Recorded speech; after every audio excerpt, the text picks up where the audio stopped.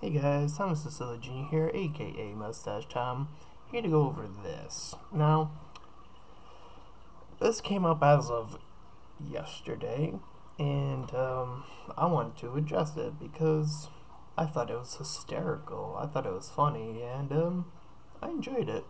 It was fun. It was really fun. So, yesterday it was revealed, or in my case, spoiled, that Spider-Man was going to be in Civil War, and there was all this hype around it, and I was like curious as to why everyone else was getting so hyped about it, and I actually had no clue that Sony had said, "Oh, Spider-Man's going to be in the movie" a long time ago, confirming that he was going to be in the movie, or in my case, spoiling that he was going to be in the movie a long time ago.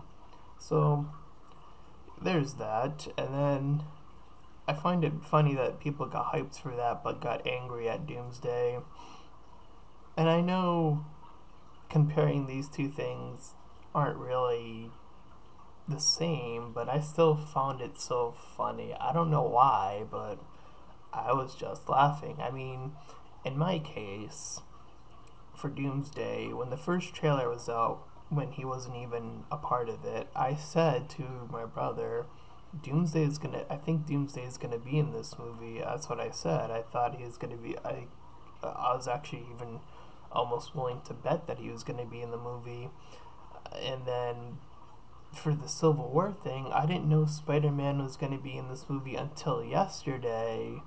And I was like, oh, well, I actually was kind of disappointed a little bit because, like, I was like, well, that could have been a surprise, but no, it was actually confirmed or spoiled a long time ago, apparently.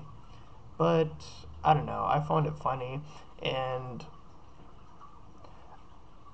I know, like I said, for Doomsday, it's like, oh, it reveals like a bigger part of the story, but then again, Civil War did also show their villain, and no one made a big deal about that. At least I don't think so.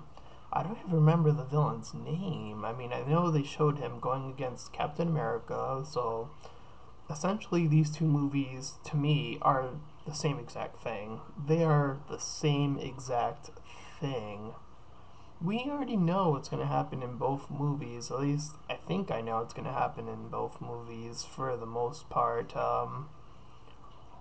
And that's probably what I find most funny about this is that I was able to call both of these things, with the exception of Spider-Man.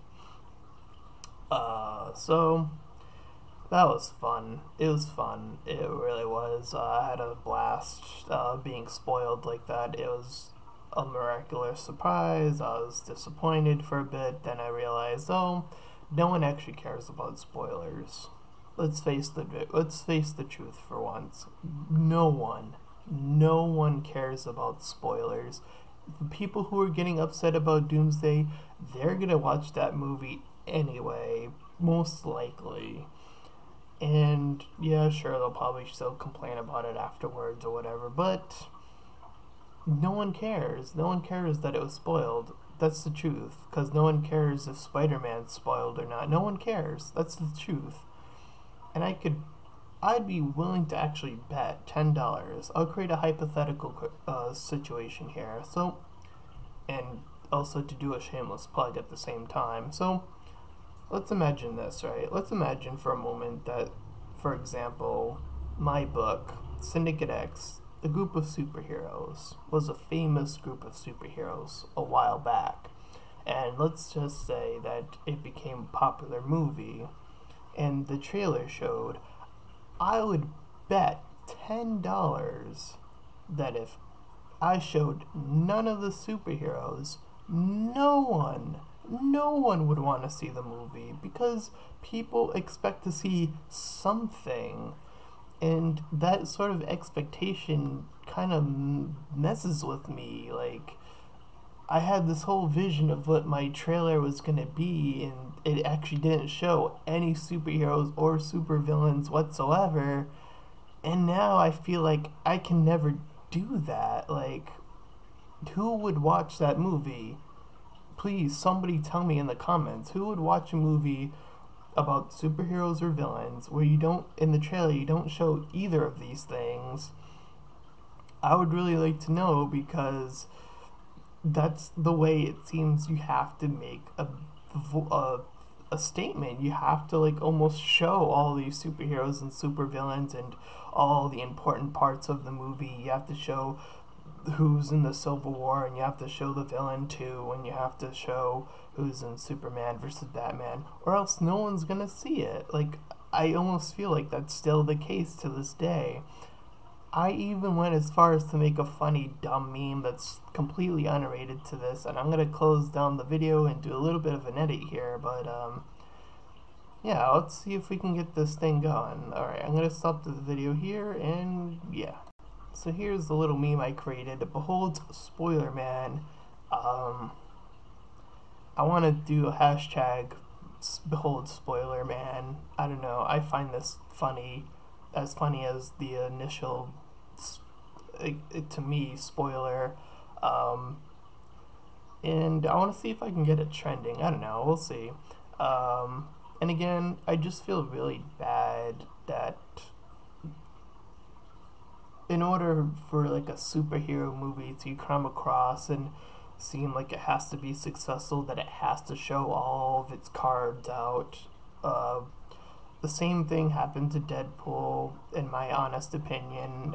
They showed all their cards, and that movie kind of ended up disappointing me. So I don't know if Batman versus Superman will also disappoint me. I don't know if Civil War will also disappoint me. And if those three movies all fail, I don't know if there's any other superhero movie coming out this year, but